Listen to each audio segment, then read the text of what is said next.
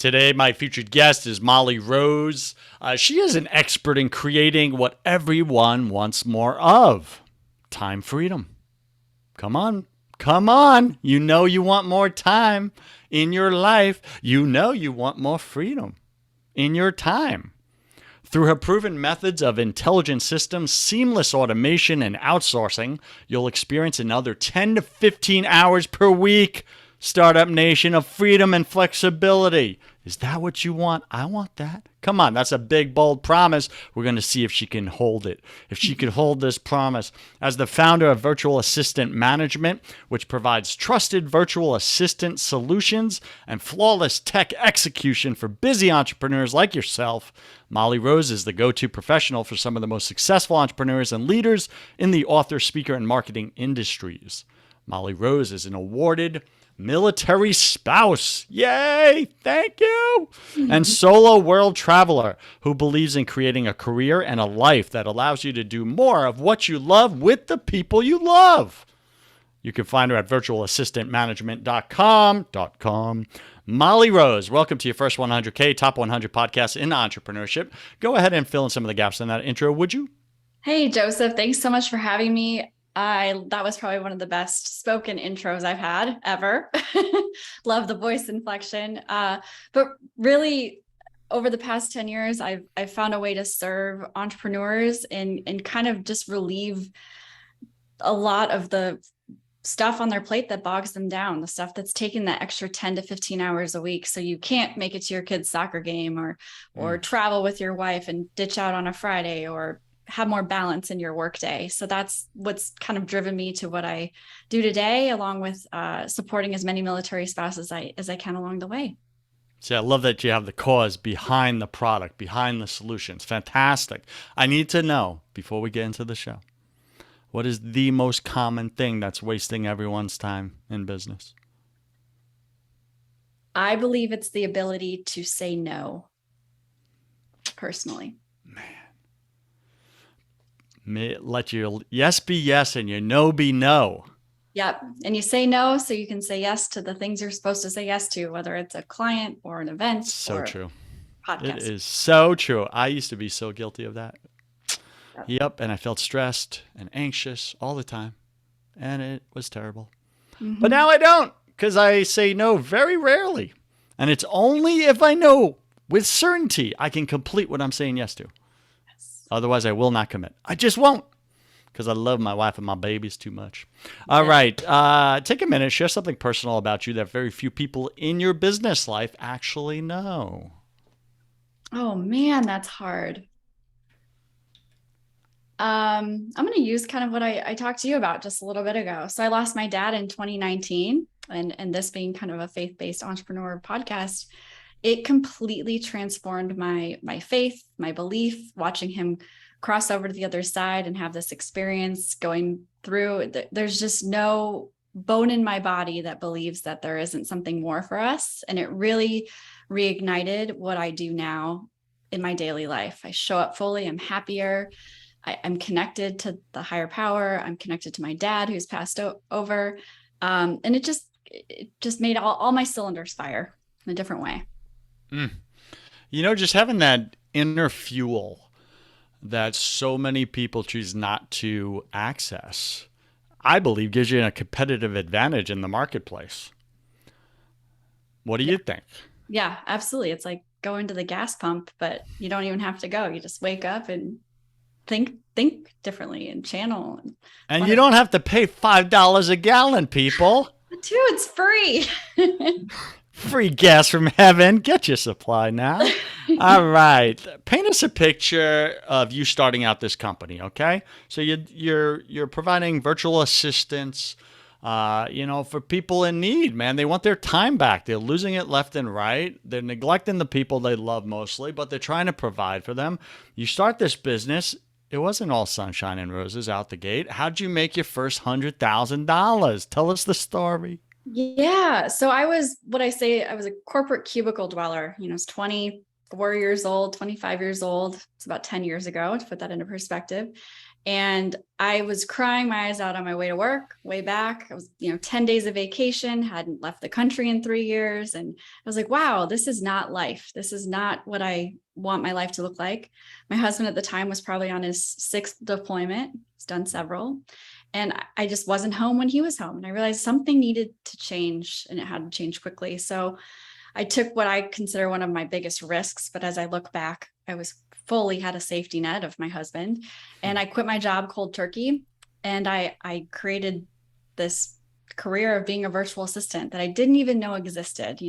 10, 12 years ago, it was cool. It was Tim Ferriss wrote that 4-Hour Workweek book, and we kind of heard that you could outsource things, but it wasn't the way it is today.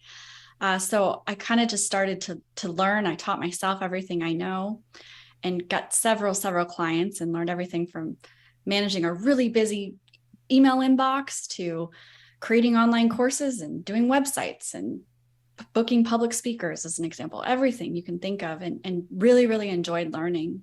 And along the way, I heard from so many fellow peers, which are my military spouse community, how do I do what you do? Like, I am struggling, our finances are struggling. I'm not able to get a job because we've moved, or what they call PCSing, every 2 years, or my kids are in school, my husband's deployed, like I can't get a job. And I realized that being a virtual assistant for this market is such a powerful, lucrative, rewarding thing. So I created a certification program that trains people, from the women predominantly, but we have a few men, which we're really excited about, from the ground up, on how to start a virtual assistant business and get certified to do so. And along the way, I kept getting asked, how do I get clients? How do I do this? And from the client perspective, you have certified virtual assistants. How do I hire them? So that's what created Virtual Assistant Management, our placement company, to marry these two. So my first 6 figures, and I say this as an experienced virtual assistant, not when you start, came about 4 years into my virtual assistant career. And I had over doubled my corporate income, serving entrepreneurs, just being of service, learning everything I could, and learning how to price myself in a powerful way to earn really great money without working, over 40 hours a week. Usually it was about 30. Now, how did you manage all that work with little babies? I actually don't. You what? I don't have kids. Oh, you don't have kids? No. Oh. Which, all right, Startup Nation, she's cheating. She's cheating. But I have several military spouses that all have children. Okay, there you go. Good cover. Good cover. She came right in. Shoof. Okay, got it. So, listen, like that was hard work up front. You had to learn all these skill sets that you didn't have. Like, typically, when we got to take on new types of skills, we can have a lot of, just rocks in our head trash around, I can't do this. I'm not capable. I'm not good enough for people to not only pay me, but pay me a lucrative amount. What specific rocks in your head could you name out loud, and how did you get rid of them? I think the biggest one is understanding the value I was providing. I'm sure several entrepreneurs can relate to this. Pricing was such a struggle for me. I spent several years underpriced by at least $5 to $7 an hour, sometimes more, and just didn't know that I could ask for more. And also had to get over I'm very empathetic. So I always wanted to help people, but by taking a lower rate, I wasn't able to help in the capacity that I needed to actually make their business successful. So I really had to figure that balance out and get rid of it, and understand that, be fair, don't gouge the market, or don't overprice.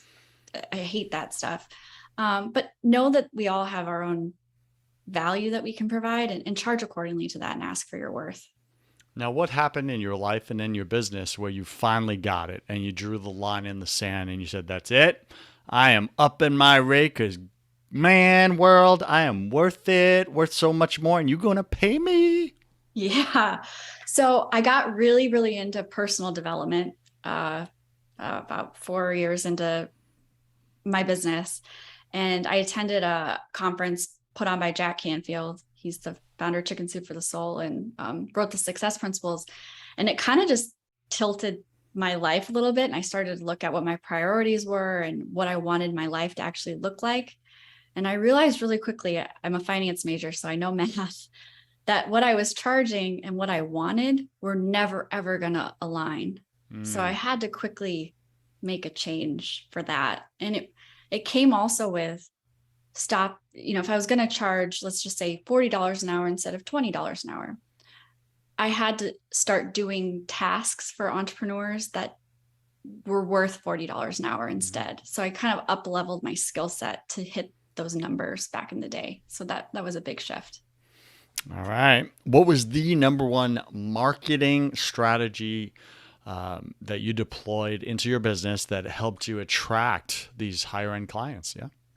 So I hate this, but love this about myself. I have never done any traditional marketing. I ran some Facebook ads here and there for my virtual assistant academy, but I am a people person. So I believe in connecting with people as much as possible and just being of service. And I have ran a 100% referral business ever since. And so that's my number one strategy. It's free. It's a lot of fun. Go to conferences and just talk to people. Startup Nation, are you like me? And when you hear someone say this, oh yeah, I just get referrals all over the place. They just come to me. I don't know what it is. You're just like, I don't like you. No, there's a strategy. What's the strategy, Molly? Come on, pull back the curtain. What is it? Yeah. So let's just take going to a conference as an example. I think there's meeting people, having no agenda. Don't pitch yourself. Don't try to get business cards and all of this. Just make connections with people and get to know them, and then follow up with them. 7 days later, you pop up in their social feed. Go back to your notebook, write down their name, find them on LinkedIn, find them on Facebook, and just, hey, it was great to meet you at this. And then maybe 2 weeks later, you schedule a Zoom call with them just to connect. You're not pitching anything, and just start to get to know them. Ask them questions. If you start to do this, and the mindset that I use is you're not selling that person, you're probably selling their colleague or their cousin or their uncle that has a business and says, oh, I really need help. I need a virtual assistant. So the more you just get out there and get your name out there, it just starts to create this really beautiful funnel of people. I don't know who half the people are that reach out to me, but it's, hey, so-and-so told me that this is your business. So I think that's a good way to doing it. Okay, so if a listener is hearing what you just said right now, and they're like, okay, if I take your advice, Molly, and I do this, how long is it going to take before I get the momentum? Before I get that first referral coming my way? How many people do I need to go and shake hands with? How many babies do I need to kiss before I get a darn sale? I don't know the strict answer to that. I wouldn't go at it with that motivation. I'd go at it with almost being curious about other people and just have fun with it. And it'll start to it's like the universe responding to what you're putting out there. Like you're just having fun, you're getting to know people, doing what we're doing right now. And then people start to reach out. It happened to me really quickly. And I think it's also being really good at what you do. So your existing clients, going to them and just being really powerful and asking, hey, I have an opening. If you know anyone, let me know. Like just be open with what you have around you. Okay, got it. Now let's talk automation, okay? Right, you got systems. How do we automate our email? I'll tell you straight out.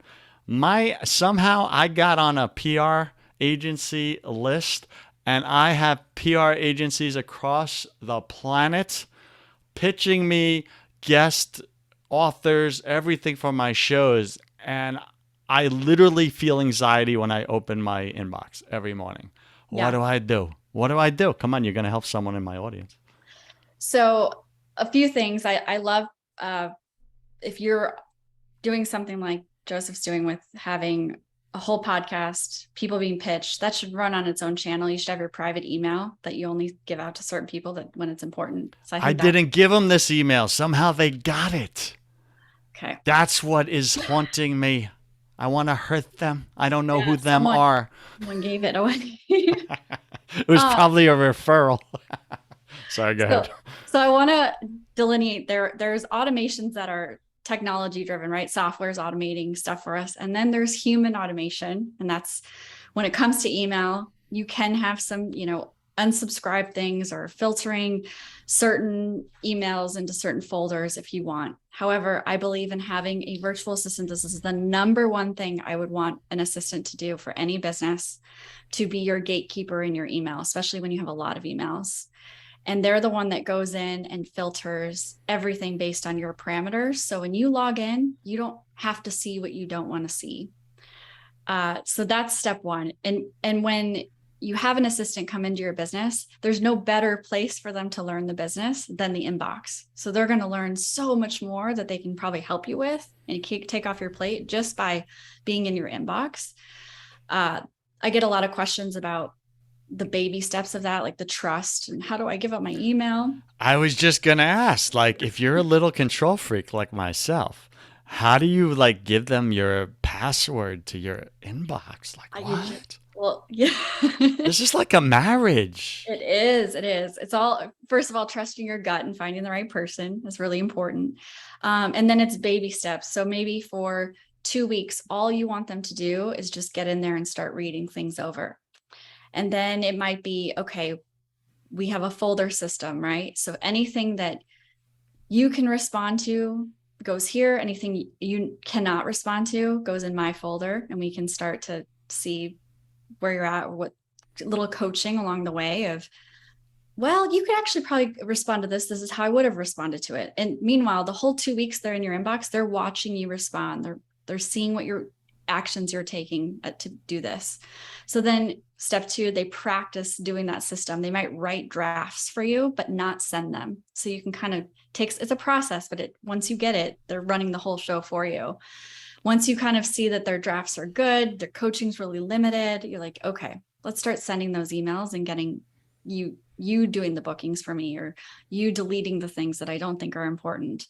And that's just a way to start that process. All right, Startup Nation. I mean, this is like giving someone access to your underwear drawer and then going in and teaching them how to sort. Right? Like, it's very personal. This is your inbox. All right. I mean, Molly's challenging you. It's also, I call your inbox kind of a place of abuse. I know that's really dramatic. How do you mean? People email all day long. And it's to the point where, yesterday I get an email at noon. If I haven't responded by 10 a.m. the next day, I'm getting a follow-up. It's like, no, this isn't how this works, So something I had to really learn. I'm a yes person. I try to always please everyone, or people pleaser, but it's just constant, like, especially an inbox like yours, just constant pushing, interview me, mm-hmm. or hire me, or whatever it is. So I think you have to really protect that space for yourself. All right. There you go, Startup Nation. All right. Let's talk about what do we want to talk about? Yeah, I want to talk about what's your personal habit, your number one personal habit that helps you stay motivated and take consistent action, especially on the days where you just want to curl up and crawl under a rock or your covers. Oh boy. So I've 2 I want to share. So the first one, and I know this sounds really simple, is just getting outside. So the first thing I do when I wake up in the morning is get my butt outside in the sun, even if it's overcast. I live in Florida, like you. Whether that's going for a walk or simply just sitting on the patio, throwing the ball for my dog, just getting in nature, I think, is super, super important. And then from a more technical standpoint, I have a lot on my plate. I'm sure several people in the audience do as well. So before I sit down, knowing what I'm going to work on is super, super important. I'm sure if we were live, if I did a hold your hand up situation, a lot of people would, but the amount of times you go to your computer, you don't have a plan for what you're going to work on, and your email becomes your plan. So other people's agenda becomes what you do for the next hour and a half, and you don't even realize it. There's someone in the audience raising their hand right now. They're like, Molly, that's not true. I have a plan. It's called chaos. That's my plan. Yeah. And then it's lunch and you're like, what did I do all day? Oh, I responded to people's emails. I feel so productive. Yep. All right. Got it. So you go outside, you get some vitamin D, you feel better. It motivates you, and then you go back at it. Yes. But you take breaks. Like, that's what I'm hearing. You take breaks. You stay active, right? Yep. Sedentary lifestyle, man, it kills entrepreneurs fast. It really does. Sitting at the laptop, sitting at the keyboard. I'm one of them. I'm feeling it in my bones. I don't like the feeling. Yep. All right, let me ask you this. What do you do to strengthen and deepen your faith? So I live on the water, and that's kind of my place that I go. We had a conversation. I was raised Catholic, go to church when I want to and need to, and probably should go more. But going to the ocean to me is the most tranquil place of connection. I just think you look out, it's infinite possibilities, and just taking time to be centered. And I meditate in my own way. I don't do the whole set a timer and sit there. I just kind of turn off the phone, go by myself, and have some silence. When I learned that really helped me connect to my thoughts, which come from God, and take more intentional action on what I do. All right, got it. You're a nature girl. I hear it. I hear it through and through. All right, let's go into the hustle round. Favorite part of the show. I'll ask you 10 quick fire questions. You'll have about 3 seconds to answer each. Don't overthink it. It's just for fun. It's like a game show. Are you ready? Oh, all right, I'm ready. Let's go. What's your favorite thing about owning a business? The infinite possibility to make money.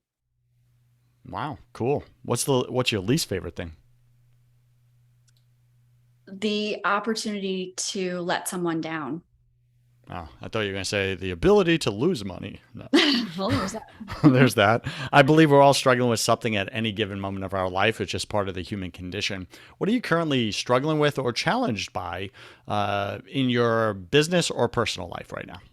I'm launching a program in September, and I'm consistently putting everything else before myself to get this done. It's very important to me. And so I'm doing all my client work first, or I'm taking phone calls that I shouldn't be. And huge struggle with that. So I'm blocking my calendar, waking up, giving myself a moment to put myself first. And that's what I'm doing. It's hard. Okay, girl. I mean, that sounds like a dangerous road you're on. Burnout. What are you most afraid of? Oh, losing my partner, my husband. Okay. Yeah, that's a real one. What did you spend way too much time doing your first year in this business? Not charging when I was working. Man, you gotta charge, people. Yep. You gotta charge. All right. What secret fear do you have about people?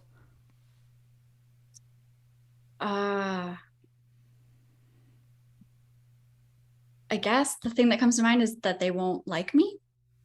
Okay. Yeah, that's a common one that comes up on this show. I like you. Thanks. My audience likes you. I could tell. I sensed them. All right. What do you wish you had learned sooner in business? That being of service leads to the business. So don't assume you have to get paid for everything. Just help people and it'll grow the business. Only if you charge what you're worth. That too. You got to add that in. Mm-hmm. Yes. Otherwise, you spend 2 or 3 years underpricing yourself. Yep. What's a new habit you're going to create this year, Molly? Let's see. She's like, I'm going to church. So call it a habit. So I really want to figure out a way to take months at a time off. So December is my new habit of the year. I do not want to work in December. Oh, that's a good month. Christmas month off. Like, yeah. I just want to be with people and have fun. I like it. Deck the halls. Let's go. All right. What's a bad habit you're going to break? Let's see. Drinking a lot for a little bit. Okay. Weekend socialization, too much. There you go. Bringing it down. Pick 3 words to describe who you are now. Let's see. Driven, harmony, is the word, Mhm. kumbaya people together. Teacher. Got it. Pick 3 words to describe who you were your first year in this business.